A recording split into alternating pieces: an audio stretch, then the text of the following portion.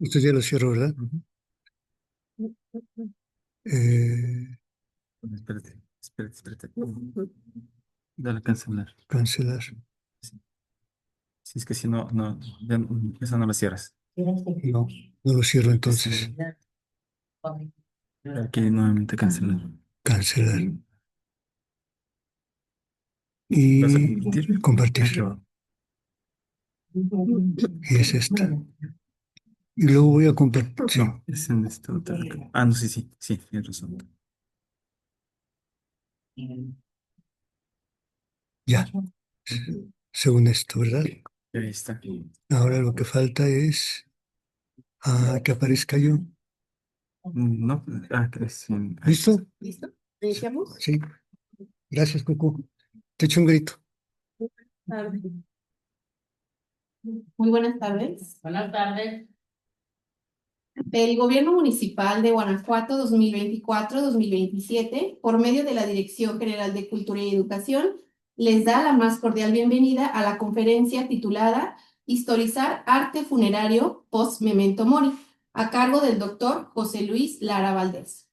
Esta conferencia forma parte de un programa de la Dirección General de Cultura y Educación que busca fortalecer el conocimiento, la apreciación y el respeto por el patrimonio cultural que representa el Panteón Municipal de Santa Paula y el Museo Internacional de las Momias entre los habitantes de nuestra ciudad. A través de la realización de conferencias, talleres y actividades formativas, este programa pretende acercar a la comunidad al significado histórico, artístico y social de estos emblemáticos recintos de la ciudad, por lo que agradecemos su asistencia el día de hoy, esperando verles en próximas actividades. Para dar inicio a esta conferencia, me permito presentar y dar la más cordial bienvenida a nuestro director general, el maestro Juan Antonio López García, a quien agradecemos su constante apoyo e impulso a este tipo de actividades. Muchas gracias.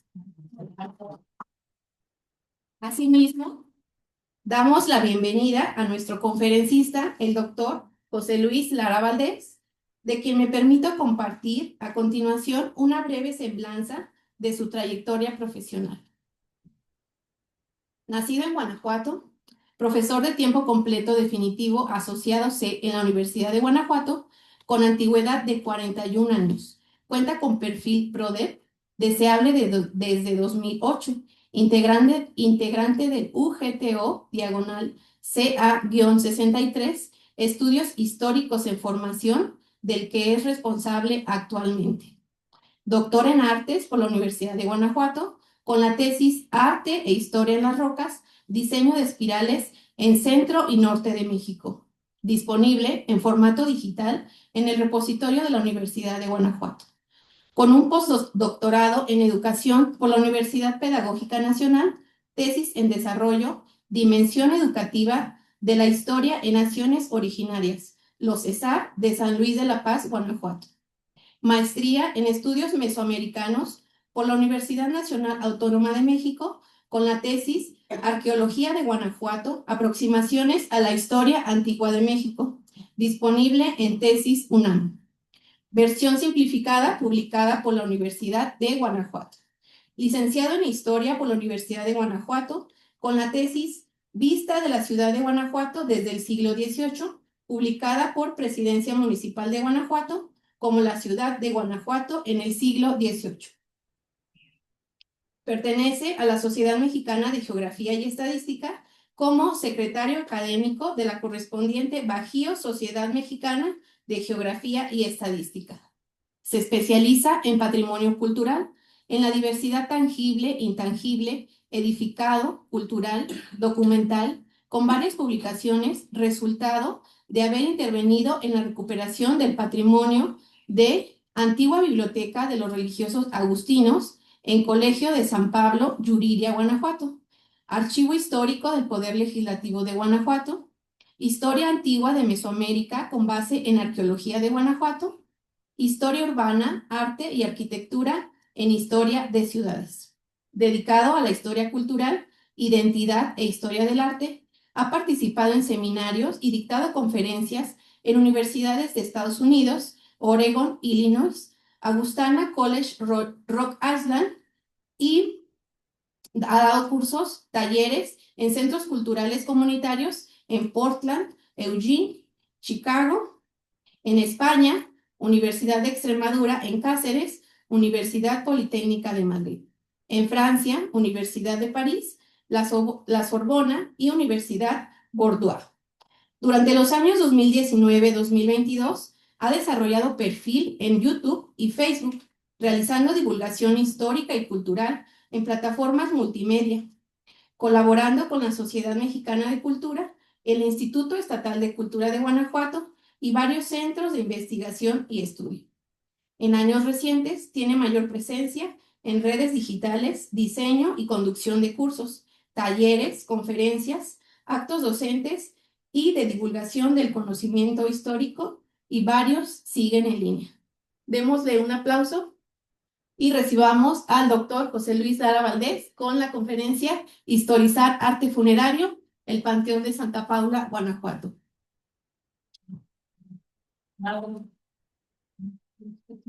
Muchas gracias, buenas tardes. Sí, claro, debemos de sentirnos en casa, al final de cuentas. Aquí vendremos luego. Por ahora solo pasamos. Historizar arte funerario. Muchas gracias, señor director Municipal de Cultura y Educación de Guanajuato, por propiciar este contacto con los ciudadanos, con las personas interesadas en todo nuestro patrimonio urbano, arquitectónico y de arte en general. Historizar el arte funerario es un tema que estamos comenzando a construir, incluso desde sus bases teóricas, en el país. No se había dado. Eh, y hay una maravilla de monumentos, de esculturas, que pongo ahí solamente dos de un mismo grupo que seguro ya vieron al pasar. Son tan expresivas, nos llevan a la evocación de el sentimiento de la mujer y la actitud del ángel. eh, Están logradas en esa piedra tan clásica de las esculturas a la griega, el mármol. Son tan expresivas que cómo no detenerse a ver, casi a sentir, y es el principio teórico del arte. ¿Qué es el arte? Es lo que te hace sentir lo que ves. Como lo ves, ya tendría sentido con todo lo que tienes de información. O sea, cómo lo entiendes, cómo lo interpretas. La evocación, decimos. Pues eso apenas se está haciendo. En la ciudad de Guanajuato ha habido al menos un libro del doctor en arquitectura Manuel Sánchez Martínez, ya se nos adelantó él, pero al menos nos dejó este libro sobre el Panteón Municipal de Santa Paula y sus célebres huéspedes. Ya tendremos que caer en el recinto de los huéspedes. Y claro, también hay que mencionar a la doctoranda Marisa Andrade Pérez Vela, que se está especializando en arte funerario. Espero no ser, como se dice, infidente a lo que me ha comentado, pero desde el espiritismo. Así que va a ser una línea muy provocadora, vaya, pues, muy insistente en qué es el arte, en esos mensajes que nos llegan de ultratumba o del pasado. Y claro, comentándolo con Marisa, tenía que ser aquí en Guanajuato donde hay esos huéspedes tan importantes en el Panteón de Santa Paula. ¿Qué mensajes nos están transmitiendo? Voy a aprovechar esta charla, esta conferencia, para hablarles un poco al final, y ojalá y lo podamos ver, un documental que hizo la productora franco-alemana Elefant hace un año. Estuvieron por aquí y me pidieron mi colaboración. Como ya era la tercera vez que me lo pedían, ya estoy familiarizado. Todo el documental no se ha transmitido en México, no sé si en Estados Unidos. Aquí veremos solamente el segmento en el que yo participo y espero, pues, como decía, que salgamos más informados para entender, para sentir, para interpretar. Pero también debo de referir algunas aportaciones de imágenes que me han hecho otros amigos, que lo primero que me dicen es: ¿por qué te metes en eso? Es camisa de once varas, tú quédate en el arte religioso, en el arte prehispánico. Dije, bueno, es que pues es un empeño que ahora hay en la Dirección Municipal de Cultura y cómo no apoyarla. Siempre hemos presumido que Guanajuato es una ciudad portentosa por todo lo que contiene. Pues hagamos algo más, digamos algo más de lo que nos contaron los que aquí estuvieron.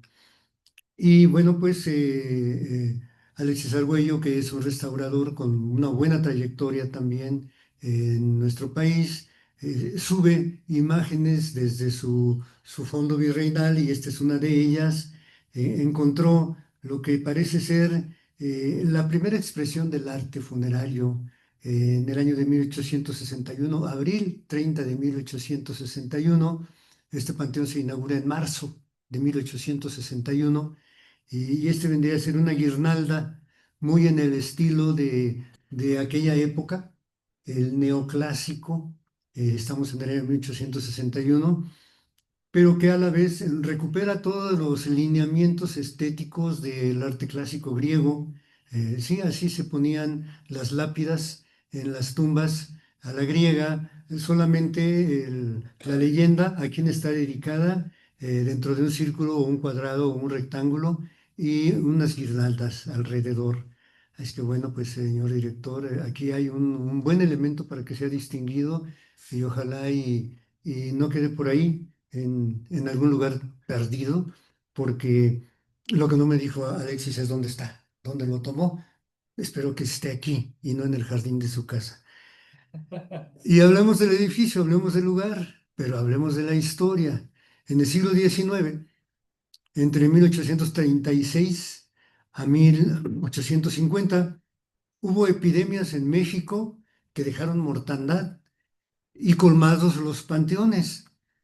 Se comenzó a hablar y se tomó la iniciativa de que se abrieran panteones civiles.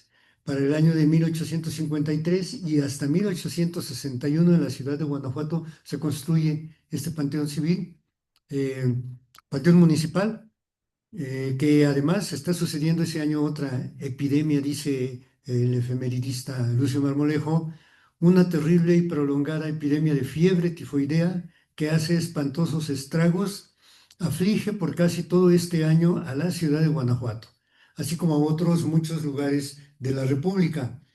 Eh, Fueron tiempos cuando la naciente República Mexicana disputaban programas político-administrativos los liberales contra los conservadores. Pero para enfrentar estos problemas sanitarios, construyeron los panteones civiles. Me parece que el de Silao es el primero, 1840 y algo, y fuera de la población tenían que estar los panteones. Ya nada de enterrar en el interior, no más en recintos religiosos. ¿Se acuerdan de la palabra camposanto? Por esa circunstancia, las criptas y los subterráneos en los muros y en el subsuelo de las iglesias ya no más.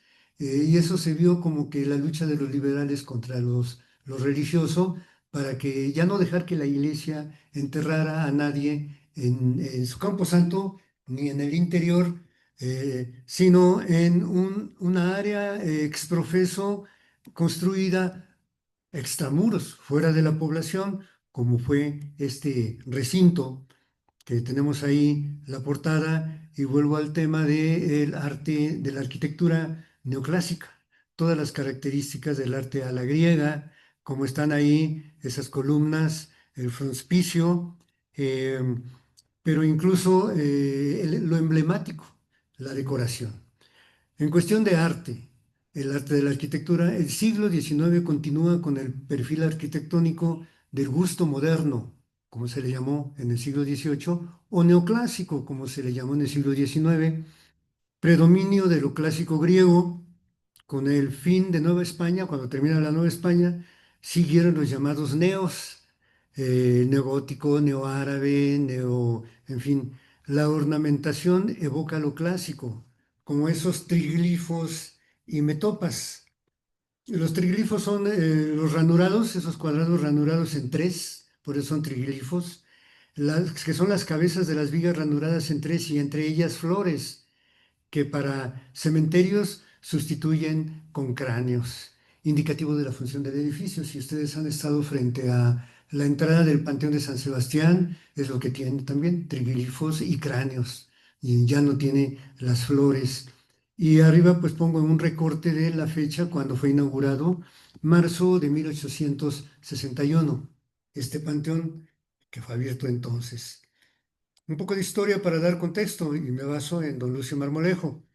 El ayuntamiento de esta ciudad, presidido por el señor Manuel Jarrín, ocurre al gobierno del estado solicitando su licencia para erigir con su cooperación pecuniaria un nuevo cementerio en la falda del Cerro Trozado. ¿Qué es esto? Se autorizó el 31 de agosto de 1853. Vuelve el ayuntamiento de la ciudad a moción del señor don Pío Salgado, comisionado de Obras Públicas, a ocurrir al gobierno solicitando la autorización de emplear en la obra comenzada del nuevo cementerio el producto de la venta de los terrenos de la municipalidad. Y el 9 de septiembre el gobierno del estado le concede lo solicitado. Pero aquí brinca el padre, señor cura de Marfil, la parroquia de Marfil. Se dirige al ayuntamiento oponiéndose a la construcción de este panteón porque establece que se halla dentro del área de su curato, el terreno, y se manifiesta deferente a que la obra continúe en el caso de que los derechos de las inhumaciones se dividan entre su parroquia y la del centro.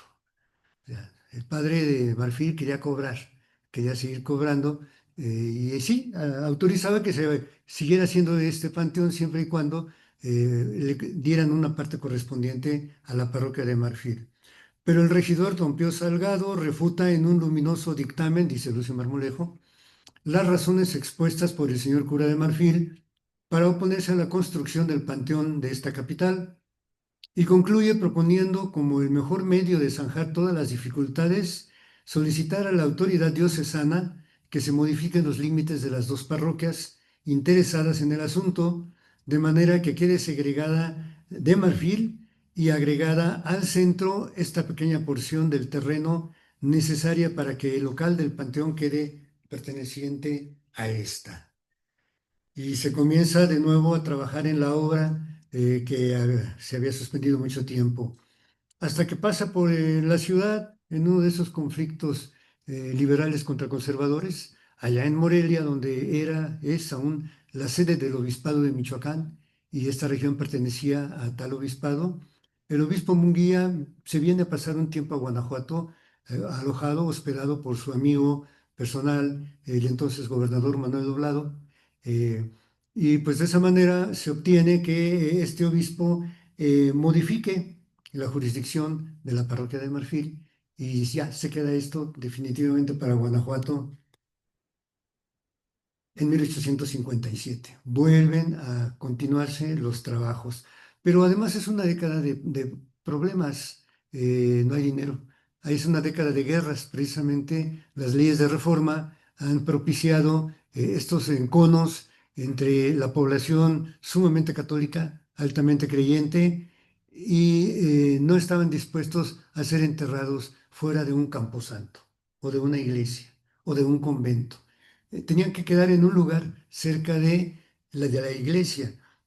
No se vio bien que siguieran con la obra de este panteón, al grado de que tuvieron que venir otras disposiciones legales, como abrir un registro civil.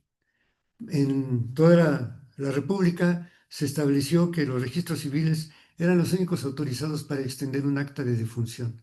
Y ustedes se imaginan lo que implicaba no tener un acta de defunción de una persona propietaria, diríamos, que había heredado, pues sí, pero necesito ver su acta de defunción. Así que por ahí los liberales buscaban la manera de imponerse a los conservadores. Se abre en 1861 en enero el registro civil y viene a dar un personaje que se supone que es el primero el primero en ser enterrado. Lo diré enseguida, pero antes hay que recordar, por otra forma de ver, la plazuela de San Roque, en estos días tan, pues tan importante que es por lo que ahí está sucediendo en estos días, no era lo que ahora vemos. Esa cruz no estaba ahí. Al nivel de la iglesia de San Roque se encontraba el Camposanto. Afuera de la puerta era la puerta por donde salían los ataúdes para ser enterrados en lo que ahora es la plazuela de San Roque. Para dar forma y lugar a la hoy plazuela de San Roque, dice Marmolejo, se practicaron grandes rebajes y se destruyó una extensa gradería circular que formaba el cementerio del templo de San Roque, sustituyéndola con dos escaleras que ahora le dan entrada por la puerta principal, lo que usamos actualmente. Al destruir el antiguo cementerio se encontraron en él una multitud de osamentas que pertenecieron a las víctimas del ataque dado por el cura Hidalgo al castillo de Granaditas el 28 de septiembre de 1810 y que posiblemente sean los huesos, las osamentas que luego llegamos a ver en imágenes fotográficas alojadas aquí abajo, que estaban al fondo, todo el amontonadero de cráneos y de huesos. ¿Por qué? Pues porque los trasladaron. Todos estos restos fueron conducidos inmediatamente al nuevo panteón y hubo la circunstancia curiosa de que entre las mandíbulas de una calavera se encontraron monedas por valor de 3,5 reales, y bueno, ya se podrán imaginar la fiebre de saqueadores, de profanadores de estos restos eh, que vinieron a dar aquí. Luego entonces hay que corregir un poquito lo que se dice, lo que se haya publicado. Esos serían los primeros huéspedes ilustres, las víctimas del 28 de septiembre de 1810, que fueron a dar todos a San Roque, a ese panteón, y después les agregaron a los otros que masacró el Negro Lino, y anda por ahí una novela, no la he podido ver, que rescata este capítulo, la masacre de la Lóndiga de los españoles que dejó Miguel Hidalgo ahí cautivos, y de cuantos no lo quisieron seguir, pues el pueblo fue y se desquitó. Y esos restos también fueron a dar al mismo panteón de San Roque. Así aquí tenemos que aclarar si son los primeros cadáveres ilustres de este panteón. Marzo de 1861. Desde fines del año próximo, anterior, se emprende con grande actividad la continuación de los trabajos del Panteón Municipal y aunque no está aún perfectamente acabado, se determina ponerlo en uso desde esta fecha. Acto continuo se procedió a la inhumación del cadáver del jefe político don Francisco Centeno, que falleció el día anterior, siendo este por consiguiente el primero que en el nuevo panteón fue sepultado. Pero parece que no. Parece que lo que trajeron fue un ataúd, pero no el cuerpo. El cuerpo lo enterraron por allá en una de las iglesias. Lo que la gente necesitaba era el acta de defunción. Y como se trataba del jefe político que había sido, pues tenían que cubrir las apariencias de ser liberales, ¿verdad? Sí, lo enterramos en el panteón, pero solo para obtener el proceso testamentario. En las mismas efemérides de Lucio Marmolejo hay una nueva efeméride que agrega posiblemente Ramón Valle, que es el continuador. eh, Más tarde, al exhumar aquella caja para dejar libre el suelo que debían ocupar luego las series de gavetas que hoy existen, se halló que no contenía tal cadáver, sino que éste había sido inhumado clandestinamente en el templo de la compañía. O sea que bueno, entonces sí nos quedamos con la hipótesis de que los primeros cadáveres en llegar aquí son los de 1810. En 1861 enterraban en el suelo y habrían levantado monumentos. 1862, 1863, 1864. Fue cuando ponen en las tumbas imágenes de la devoción. No sabemos si previo permiso. O sea, si ese era un panteón civil, si ese es un panteón municipal, posiblemente tendrían que pedir permiso para poner un Sagrado Corazón de Jesús, una Santa María de Guadalupe u otra imagen devocional o no. ¿Qué tendríamos que hacer? Bueno, ustedes, recorrer y buscar entre las tumbas cuáles son solamente como querubines, como ángeles, como angelitos, como seres celestiales pero no necesariamente un Sagrado Corazón de Jesús. Vaya, este sería un principio para ubicar el arte funerario en esos años, a partir de 1861. En cuanto al orden arquitectónico, como lo tenemos a la vista, ya que estamos aquí, sigue siendo neoclásico. Las columnas, simplemente recuerden las del tercer nivel de la Universidad de Guanajuato, que las levantan cuando le entregan el colegio a los oratorianos, a los franciscanos, y es el intendente Riaño quien les proporciona los recursos para levantar ese otro piso con columnas como las que aquí vemos. Y el mayor caso es la Lóndiga de Granaditas, que las columnas son de tiempo de Riaño, fines del siglo XVIII, principios del siglo XIX, es el arte moderno de la arquitectura. Pues aquí lo vamos a ver plasmado en esta crujía de gavetas, como están la altura, las columnas, el aire que se permite ver, la luz que entra. Es un recinto para estar. Alguien pasa por acá, norteamericano, seguramente, viviendo en San Francisco, California, y se entera y se interesa, y entonces hace estos dibujos que puede ser el apunte para recorrer el campo del Panteón y ver ese monumento que se encuentra ya al centro y a partir de él los otros que están rodeando, si tienen esculturas a la manera griega, en mármol, tan bellas como si hay algunas por aquí, desperdigadas, o en cantera, porque al final de cuentas estamos en una ciudad hecha con cantera, estamos rodeados de loseros. Y aquí está el color de las canteras distinguiendo esa, esa gama, ese gusto de ver no solamente un tono uniforme, sino los distintos colores de la piedra, y que son también los que van dando los elementos de guía a las gavetas. Todos los colores de la cantera, morada, rosa, verde, amarilla, parda, es un matiz de colorido que para empezar, pues no hay un solo color, no hay un solo tono, sino la diversidad.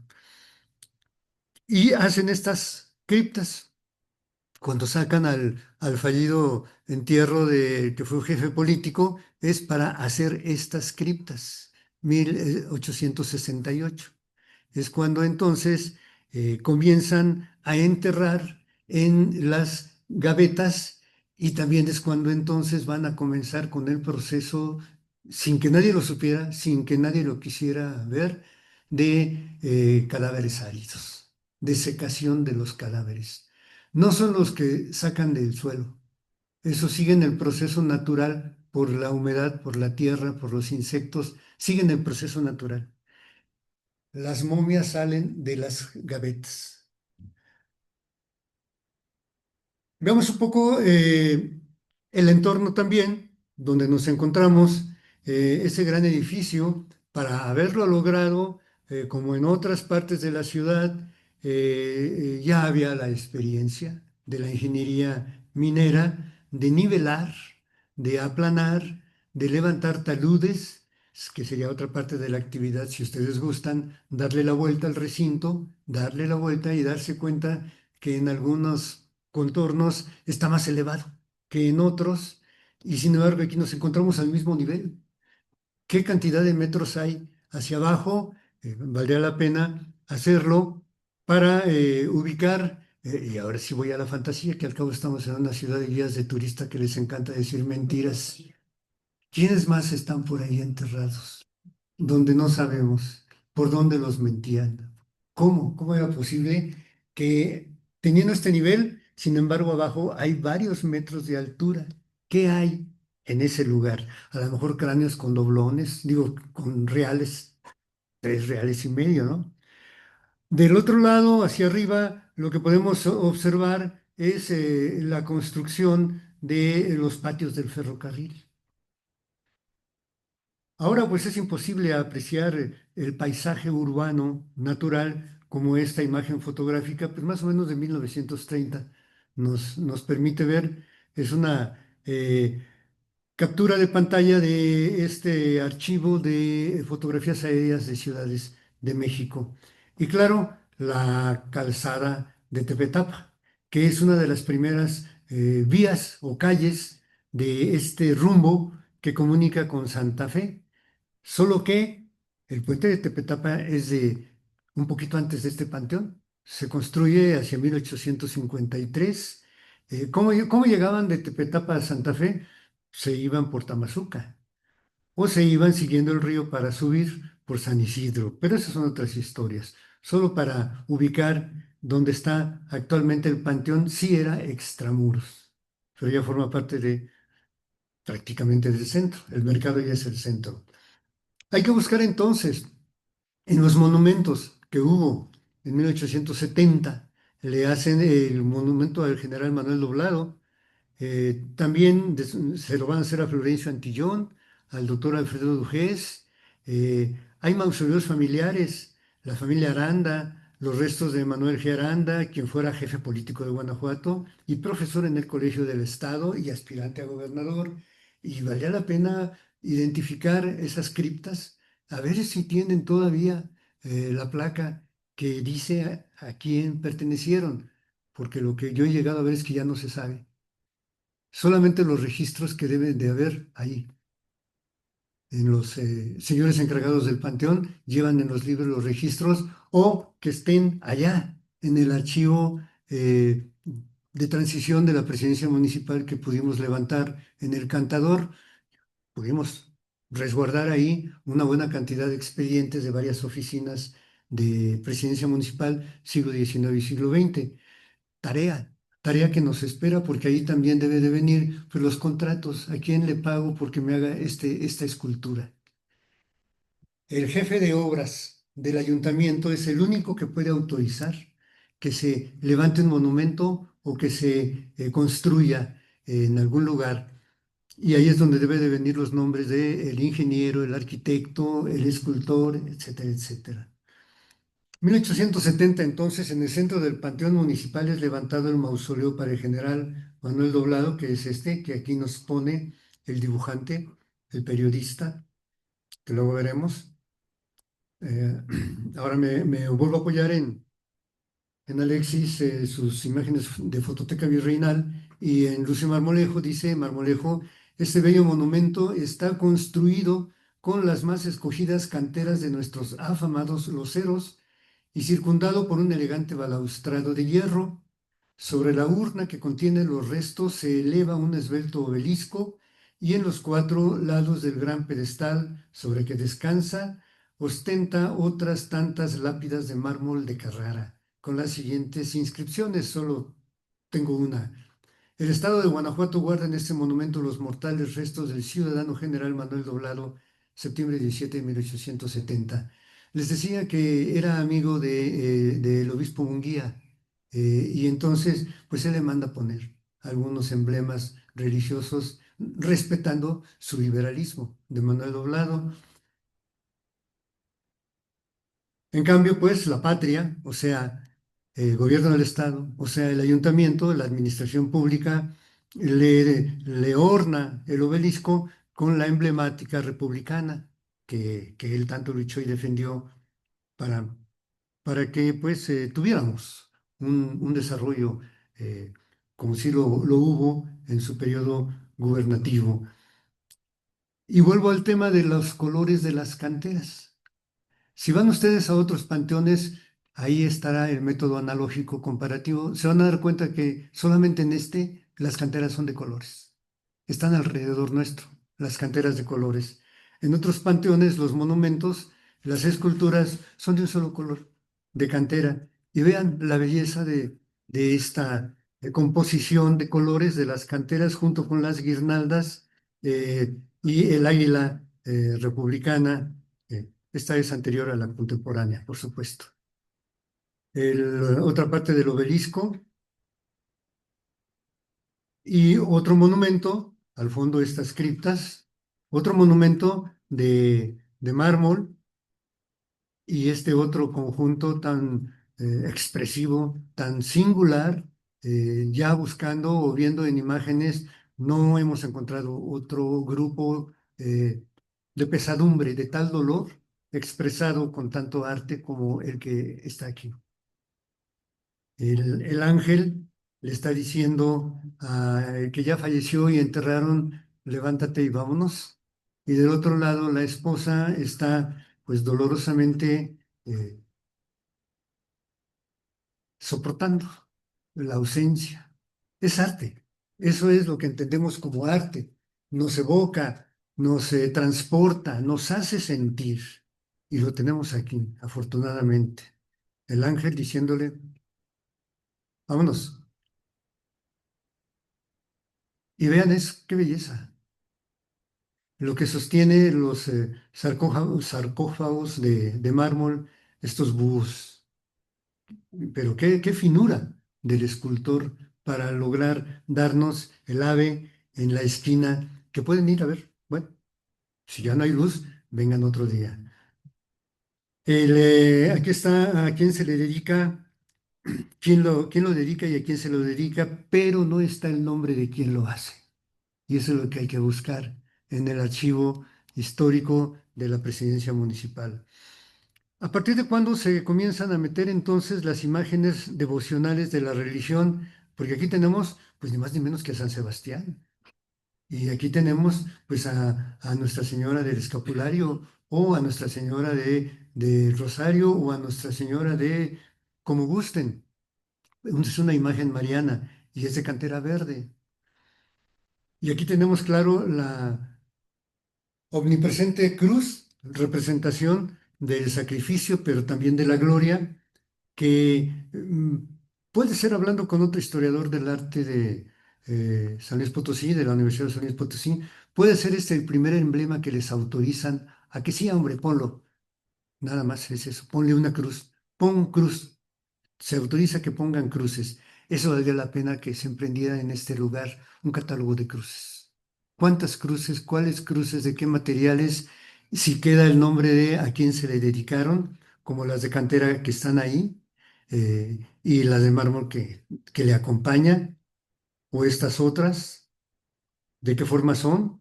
Y aquí, bueno, pues ya le intervinieron en el basamento para ponerle esta talavera o mayólica, como le quieran llamar. De lo que se trataba era de expresar el sentimiento, el duelo, la devoción por quien ya no está, la importancia que tuvo quien ya no está. Y como ven, pues sí hay una buena tarea para lograr entender mejor estos aspectos del arte funerario en Guanajuato.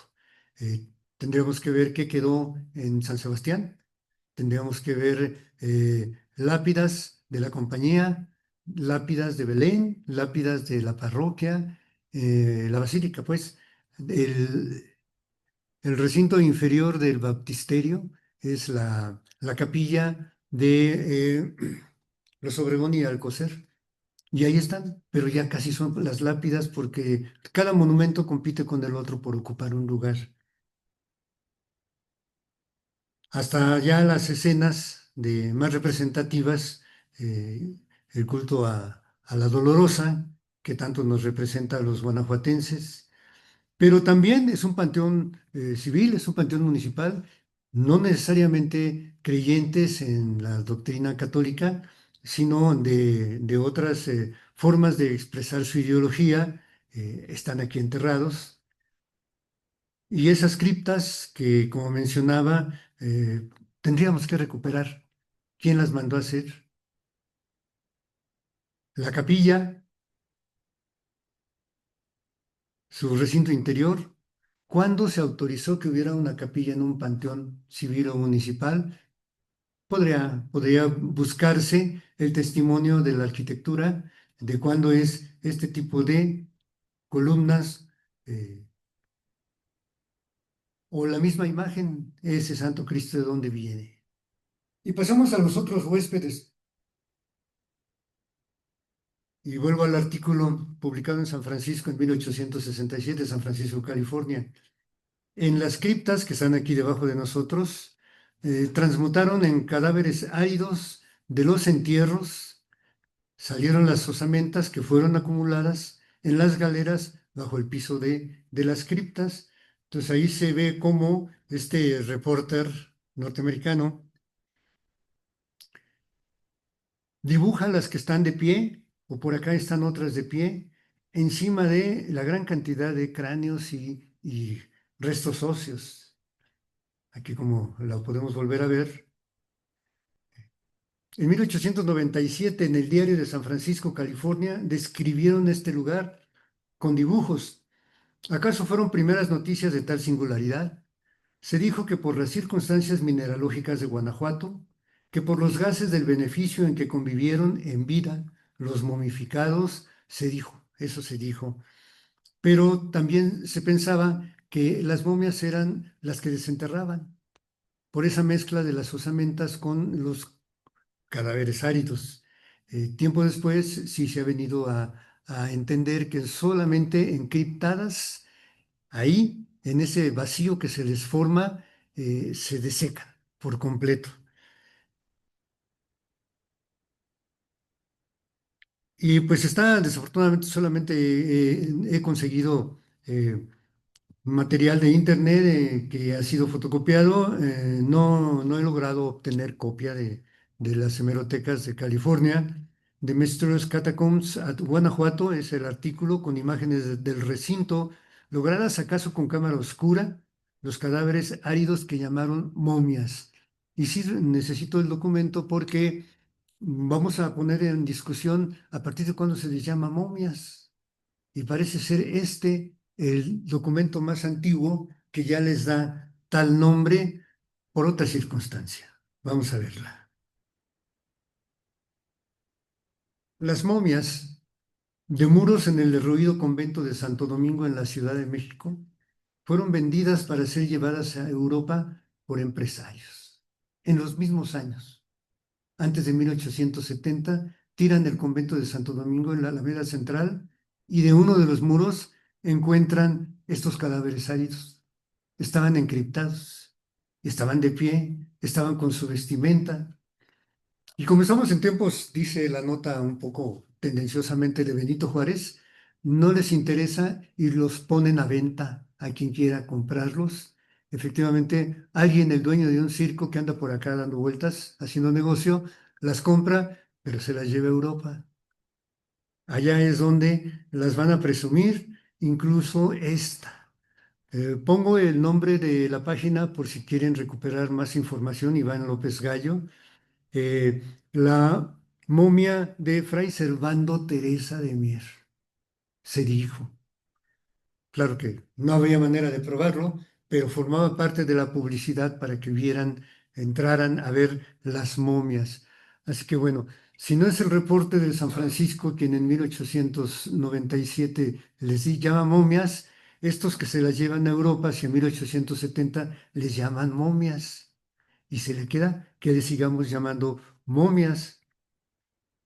La momia de Remigio Leroy, que es la primera que se extrae de origen médico, de origen francés, que vivió acá en 1865, 4 años después de inaugurar el Panteón, ya está convertido en un cadáver árido, como lo podrán ir a ver en la parte inferior. Digo, no ahora, ¿verdad? A no ser que quieran tener sueños inquietos, pueden venir en otro momento para ver la momia más antigua de las que están en exhibición como un patrimonio cultural, no solamente nuestro, sino para el resto del mundo.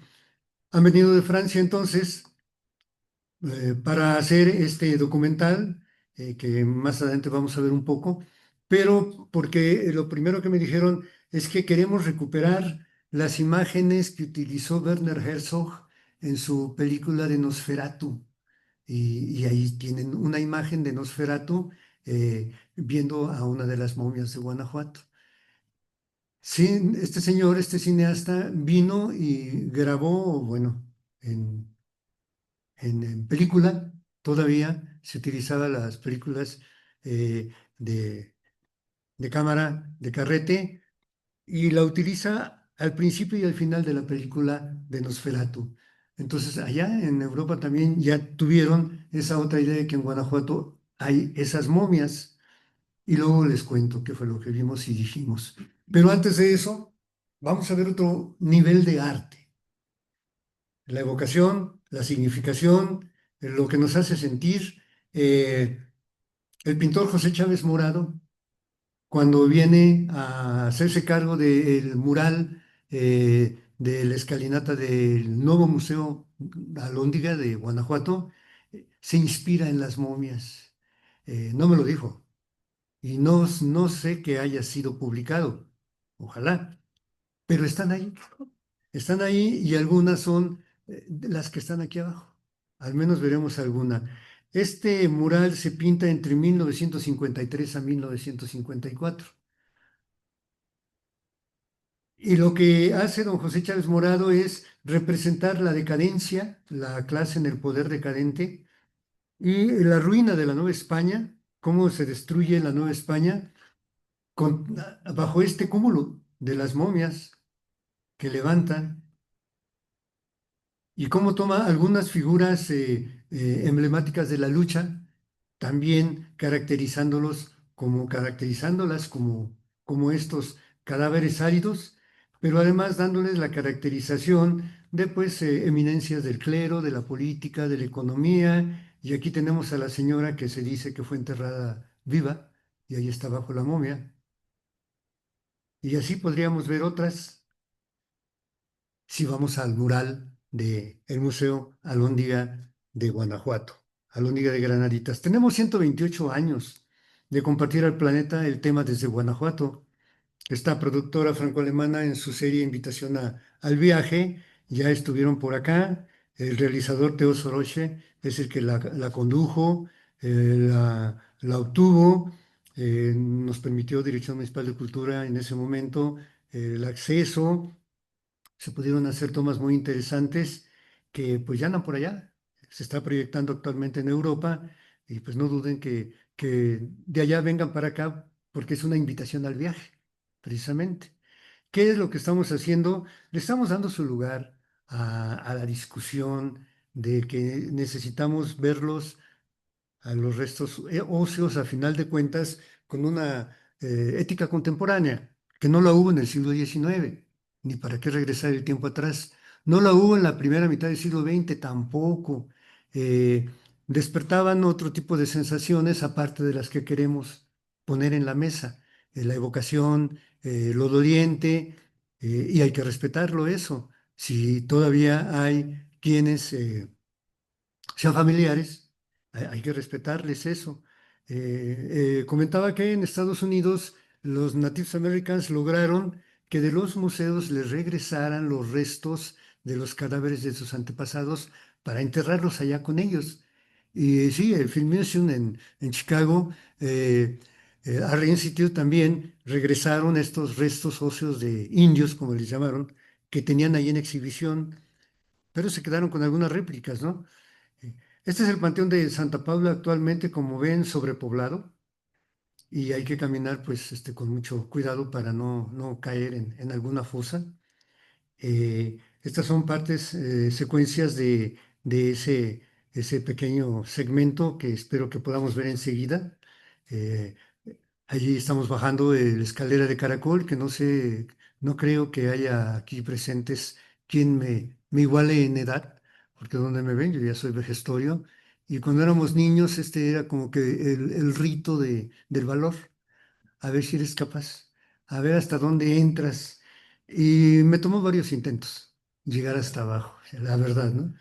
Eh, es un espacio, creo yo, bien aprovechado, con una museografía, pues, digna, me parece, pese a lo que se ve y se dice en los medios, pues nosotros estamos mostrando en este segmento que sí, vale la pena a quienes les interese saber, entender y, ¿por qué no? Pues a lo mejor sentir.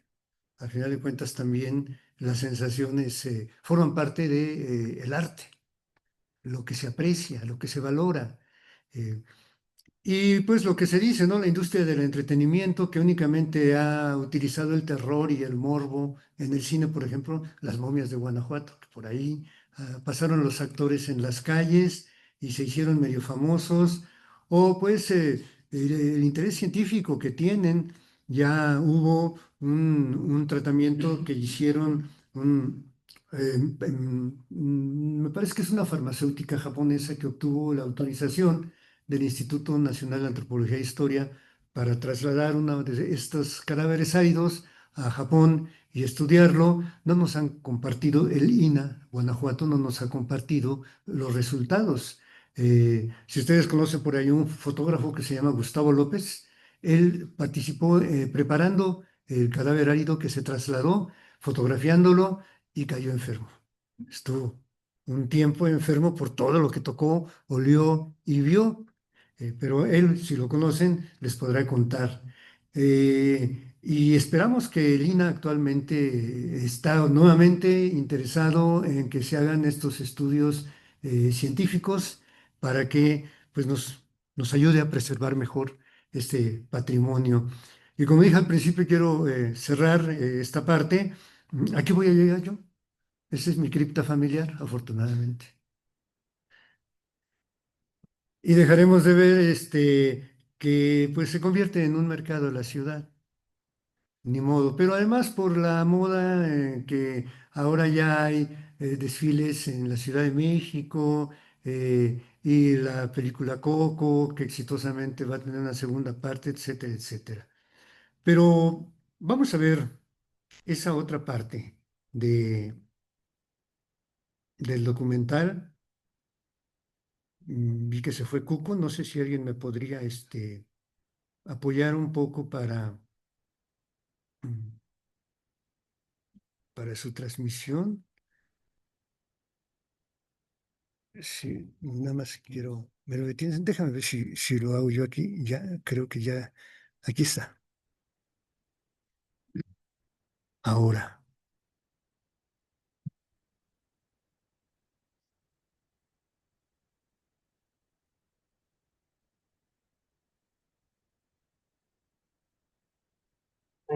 On the other side, really good side. Bon appétit. Et du septième art. Se ve. Se ve nada. Tenemos que cambiar la... En 1979, à la Mostra de Venise, le réalisateur allemand Werner Herzog présente son nouveau film Nosferatu, Fan de la nuit.